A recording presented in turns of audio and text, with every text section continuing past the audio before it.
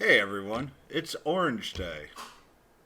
Uh, Maybe not, but more importantly, we do have a new unit coming, Hargon, and we also have a chance of an older unit that has not seen as much love recently, but is very important with Dragonlord True form coming very, very soon. So stay tuned.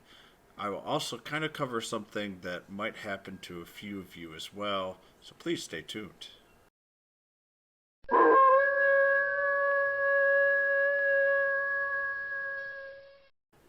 All right. They have posted this wherever they can, but not everybody has been able to go through this. And right now, of course, I'm having trouble even getting it to load. But more importantly, there is an Android 12 OS update that is causing a very big issue for some people to play Dragon Quest Tact. So what they are going to try and do, and I'm actually going to go back to the back of the list here, and I'm probably crashed.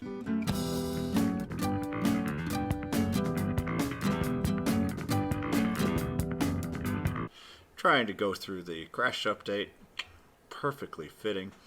But most importantly here is that for the 12 OS update for Android, it is currently unplayable for some people, so just be careful. If you have already updated for the Android 12 OS and you do want to play and you just don't have the opportunity to do so, one thing that you can do, and what I generally do in play, is I use BlueStacks on my computer to emulate. It is a bit of a pain in the butt, though, to switch between devices. So I generally play on my computer. So if you do have that issue and you still want to play until they fix the issue, I would consider doing an emulator, at least until it's absolved. So that's kind of important. So hopefully it will get fixed soon. Stay tuned now for Harkin.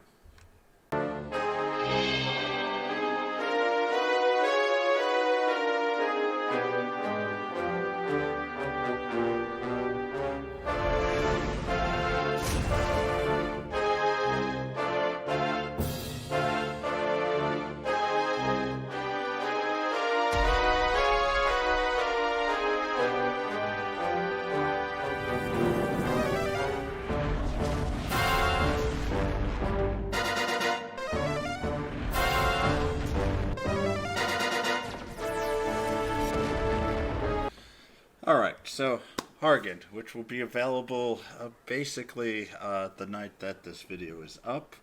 Hargan is a boss mage. His leadership effect is increased Zam power by 20%. So remember, Princessa is zap spell power by 20%. Hargon is the exact elemental opposite of her with Zam. Overall, for power, I do like Zam power an awful lot. You do see a decent amount of Zam spell power. Very exciting. The only thing that I'm not a huge fan of is right now our best Zam dealer is physical with the Stark, but you'll see more Zam spell power coming up soon, especially when Halloween comes around. So this leadership effect is actually pretty good. First skill is a very interesting skill. It is a curse. Big thing here is that it rarely stops actions. It is a, and it's not Zam. Sorry, it's 180% physical, or sorry, it's 120% Zam spell damage that stops actions. I'm sorry, there's a typo here. Is 27 MP. And what does is it provides a curse. And curse is the same thing that Medusa does, except Hargon does more damage. And this is a very random occurrence.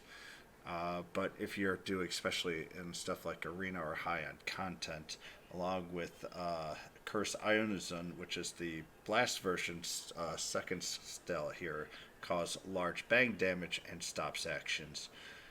If that happens, either during that or one of the battles, you will get a very large bonus to your self, and it is a very useful skill. It is just incredibly random. I don't like RNG being the king of me or the what I need for a unit to be there, so I kind of rate those lower. But for some people, it is very annoying. And I will also state that if you ever fight against Hargons in Arena, be very careful about being cursed. It can really screw you up both for turns and for survivability. The last skill heals Evil Magic Sword, very large SAM spell damage. Pretty simple, but it does a large amount of SAM spell damage. First Awakening skill is reduced cost of spells and increased power. Very common for all this. Very needed for Hargon. The second, fourth is crack and bang resistance at 25%, and the third and fifth one is Evil Magic Sword power plus 5%. The stats. HP is good for a magic user. Defense is incredibly poor even for a magic user, especially one that can get up to 110 and JP 120. It does have an ability to reduce damage 20% for the first 3 turns. It's not as strong as Soma's, and honestly, Soma had enough defense to really cover more damage. And this can be a problem with Hargon because if you look at the agility here at 472, he's going to go first. And you go, man, that's really, really useful. Yes. And with this incredibly high wisdom, probably, I think he's top 3 or 4 in Japan. He can do a lot of damage quickly and decimate as long as they're within range with his movement of 2. But he can't really take very much physical damage, and magical damage is still relatively low. His MP is actually pretty low considering how much spell power that he will use for his MP. So he does not have a very long-lasting ability as well. He will run out of NP, and if you don't improve him and you don't get many dupes of him, you will only really get 3 or 4 turns out of him, and then he is out of gas. So, very interesting stats, and in all honesty, not a huge fan. I would have rather have seen him be slow and be able to take some damage. Then we might be getting somewhere, but he is a glass cannon. Even the trolls have more defense and a little bit more HP, and the trolls just get pummeled very quickly. So, take that with what you will. Yes, he is a mage unit. Yes, he shouldn't be tanky, but I think he's a little ridiculous overall. His preferred weapon is the Hargon's Wand, and if you call that surprising, I really don't know. Anything more specific than that. It's once again the exact elemental opposite of Princess's. It has Wisdom plus 22. Instead of Zap power, it's Zam spell power 4%. And Alchemy, Zam spell power, Evil Magic Sword power, and Wisdom. The 2 weapons here are basically the same, except for one is Zap, the other one is Zam. Very nice weapons considering units will use Zap and Zam spell power, especially a little later on. So, unless if you've got and are going to go very hard for Hargon, or you're going to go very hard for Princessa, I highly suggest that you go with the Zam spell power if you can, or the Zap spell power. These will be useful for other units later on as well. But if you do have Hargon, Hargon's Wand is definitely by far the best fit for him. His preferred learn skills. You look at that wisdom. You look at that agility. the first thing that goes into my head is mid-heal. And he can mid-heal for a lot. Not really for arena, but you can also, if you want to be kind of a jerk on defense for arena, having mid-heal with that along with the curse, you're talking about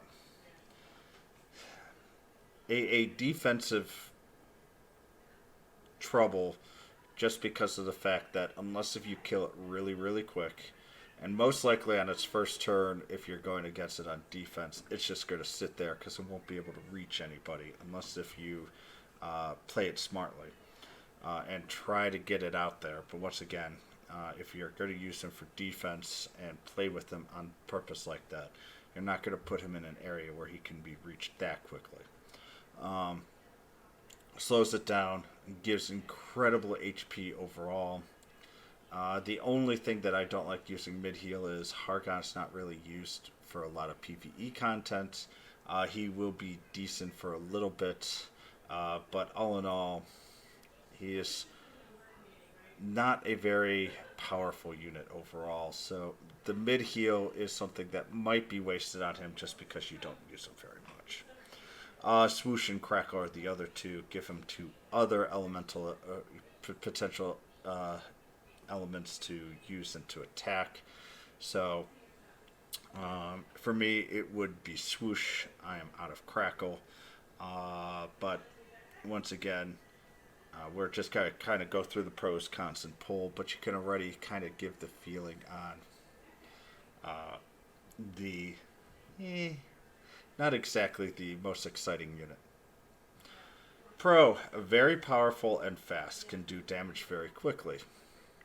The Curse, which is stop actions, is a very useful debuff. The big issue that I have, though, is it just has good HP, but incredibly poor defense. And unless if you get it at many hearts and to 110, you're not even going to see 200 defense. The ability to reduce damage for 20% for 3 turns is helpful, but on its third turn, it's usually going to be going first, so more than likely it is just 20% for 2 real effective turns. Unless if you're fighting something that's got 450 agility or higher, then it might protect against that. But against most enemies, it's really only effective for 2 turns. Movement is only 2, but as a spellcaster, it's less of an issue. But still, not as huge of a fan. Maybe if it was spell 3, you'd be able to do a little bit more things. Or sorry, movement is 3, but not a huge fan. Will I pull? In all fairness, Hargon is better than the other units that we've seen so far for the heroes. But the main unit that really we're going to be waiting for is Malroth. Malroth is still useful for PvE, not so much for PvP. And really, none of these units are useful for PvP. But still, very good unit for the arena that can go annoying to go against, because Curse is very annoying. But kind of depending on how you play, or if you're one of those teams that is kind of on the edge and you get a Hargon, you can use the Curse to try and get RNG on your side. Alright, with that, what about the A unit? The A unit's Grimlin. Rare or sleep, basically. May sleep an enemy. He has the low-end zap spell or Zam spell damage, and the last one is Mafuji Flame Bullet or the Magic Flame Bullet, which randomly deals small first spell damage to everybody and will rarely seal spells. So the spells there is sealing spells is nice if you're fighting a magic unit or fighting many magic units overall. It's rare though, so you need to bring it up, which is a little expensive for an A unit. For its stats, it's got good speed for level 100, 370. It's slightly less tankier than Hargon. It has 238 defense with 657 HP. It's got almost the same defense with 400 less HP, so it is very, very weak there. The MP is at 280, which is excessive for this unit. You're not going to be using 280 in 10 turns for the most like. Its attack is pretty good, 320, and wisdom at 275 is fine. The main thing you're going to be doing is trying to go as early as you can to either sleep or steal spells for other spell users. But I think the biggest positive here is its leadership effect, which is increased spell power by 5%. That is actually fairly useful. Especially if you're going to do like for arena, I'd say once every 6 to 8 weeks we get a unit only, or very very low, and you're going to be using mostly mages and probably nothing that really meshes well together. So the increased spell power by 5% is the main positive of this unit, and this is where you're going to actually use it the most. Otherwise, no, not a very huge fan. If you are going to use it and you want to improve it, just choose any other elemental spell other than Zam or Frizz. Sizz, Whoosh, and Zap are probably your best three. But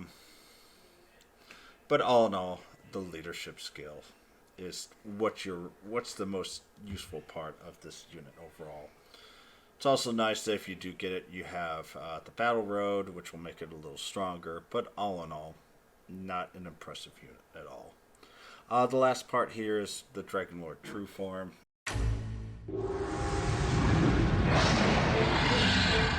I will post a link to my Dragonlord True form down below, but in short, the Dragonlord True form was released a while ago, and in all fairness, is probably the best arena unit that will be out there, even with the new units here. Its breath fire attack is very, very powerful. It now, with being level 110, and probably a month or two, we're going to see level 120s. It will turn into a very nice, large breath attack team, or not team, but unit. So if you really need to pull, I would either suggest Seraphy now, and you don't have very much time, or to go with the Dragonlord True form banner here, as those are the better units to pull on than these three. So I hope you guys enjoyed this. Please like and subscribe. And also, I am going through and doing a subscription drive. If we could get over 500 by September 15th, I'll throw a $10 gift card out to one lucky viewer, which I'll discuss later. And if we can get even higher than that, I'll try and raise the pot as high as I can, depending on how many people subscribe. So I hope you guys did greatly enjoy this. Stay safe, and I will see you guys later. Bye, everyone.